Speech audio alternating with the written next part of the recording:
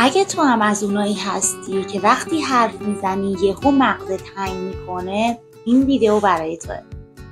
تو این ویدیو میخوام یه برنامه 3 روزه بهت بدم که باهاش فن بیانتو متحول کنی بدون اینکه نیاز به کلاس یا تجهیزات خاصی داشته باشی. روز اول تمرین بداهه‌گویی. یه شیئی بردار مثل یه خودکار یا مداد و 2 دقیقه راجع به اون صحبت کن. مهم نیست چی میگی، مهم اینه که توقف نداشته باشی. هر چی بلدی درباره اون شی بگو. این تمرین ذهن و زبونتو هماهنگ میکنه. روز دوم داستان نویس. یه تصویر انتخاب کن، درباره اون تصویر هرچی به ذهنت میرسه به صورت داستان بنویس.